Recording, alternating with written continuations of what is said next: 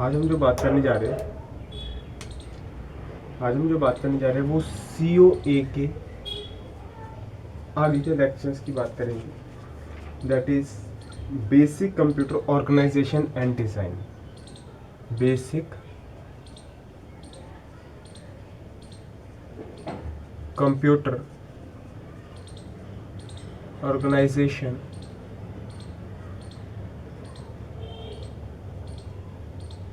And design. अब चलो भाई, टॉपिक की हमने बात कर ली। अब ये है क्या, इसमें चीज़ें क्या है, काम क्या है, इसकी बेसिक चीज़ क्या है जो हमें ज़रूरत है, ये सब चीज़ों का पता होना बहुत ज़रूरी है जब भी इस टॉपिक को पढ़ते हैं। तो सबसे पहले वो चीज़ क्या है जो सबसे ज़्यादा इम्पोर्टेंट है। कोई भी कंप्यूटर कब चल सकता है? जब उसके पास इंस्ट्रक्शंस हो, उसके पास कोडिंग हो, इंस्ट्रक्शन कोड हो कि ये चीज़ कैसे परफॉर्म होगी, ऐड होएगा या सब्ट्रैक्ट होगा, मल्टीप्लाई होगा, डिवाइड होगा। तो ये सब चीज़ें जितनी भी होती है that is done by my instruction code. ये सब चीज़ें जितनी भी होती है मेरी, ये कौन करता है? मेरा इंस्ट्रक्शन कोड करता है। ठीक है, ये इंस्ट्रक्शन कोड करता है। इंस्ट्रक्शन कोड क्या है? It is a group of bits that instruct a computer to perform a specific operation। क्या है ये? It is a group of bit that instruct computer ये कंप्यूटर को इंस्ट्रक्ट करता है कि किस तरह हम कोई स्पेसिफिक ऑपरेशन परफॉर्म करें। That instruct computer to perform the specific operation, to perform specific operation। किस तरह हम कोई पर्टिकुलर ऑपरेशन परफॉर्म करें। ठीक है, अब बात क्या है? बात यह है कि भाई हर मेरे पास जो कंप्यूटर है वो PC1 है, मान लो किसी और के पास है PC2, अलग अलग PC से सभी के पास अलग अलग है। तो क्या भाई उन सभी के इंस्ट्रक्शन कोड सेम होगा? ये क्वेश्चन आ सकता है हमारे दिमाग में। क्या सभी का इंस्ट्रक्शन कोड सेम होगा? जी नहीं, सभी का इंस्ट्रक्शन कोड सेम नहीं होता। ये पॉइंट रिमेंबर रखना, ये याद रखना कि किसी भी चीज़ का इंस्ट्रक्शन कोड सेम नहीं होता। हर कंप्यूटर का अलग अलग अपने अपने इंस्ट्रक्शंस होते हैं, इनकी कोडिंग्स अपनी अपनी होती है। ठीक है जी। अब ये इंस्ट्रक्शन कोड बेसिकली दो चीज़ों से बना है।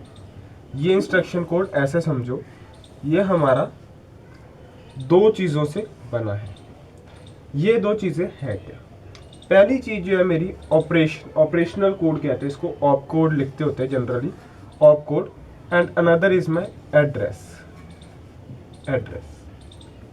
Operational code and address. भाई अब ऑपरेशनल कोड क्या करते हैं? ऑपरेशनल पार्ट या ऑपरेशनल कोड क्या करता है? ये हमें बताता है कि हमें फंक्शन कौन सा परफॉर्म करना है, whether we have to add certain value और सब्ट्रैक्ट और मल्टीप्लाई, डिवाइड, बड़ी सारी वैल्यूज है, बहुत कुछ कर सकते हैं ऑपरेशन कोड। तो ये हमें ये बताता है कि क्या हमें करना है और किसके साथ करना है। कोई चीज़, कोई भी परफॉर्मेंस, कोई भी ऑपरेशन जो परफॉर्म करना है वो किसके साथ करना है, वो हमें एड्रेस बताएगा। ये एड्रेस क्या बताता है? ये एड्रेस हमें ये बताता है कि हमारा डाटा जो ऑपरेंड है वो किधर स्टोर है। क्या बताता है? कि हमारा जो ऑपरेंड है वो किधर स्टोर है। तो memory address tells the control where to find operand in the memory. It tells controller where to find, कहाँ से हमें ऑपरेंड मिलेगा? मेमोरी में से। To find operand in the memory. हम ऑपरेंड कहाँ से ढूंढे? मेमोरी।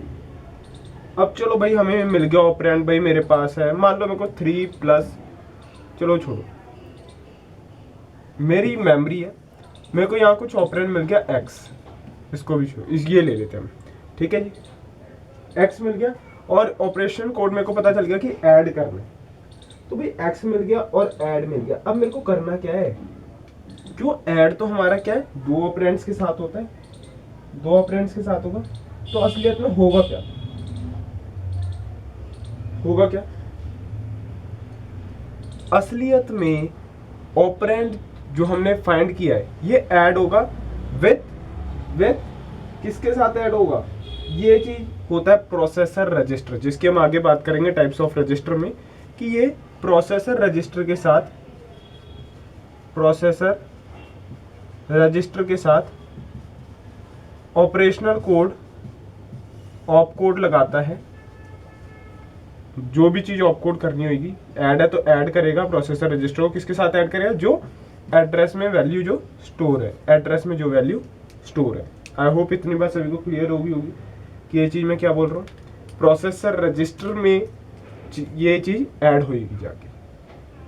फिर सुन लो, एक और बार बता देता हूँ क्या चीज हो रही है।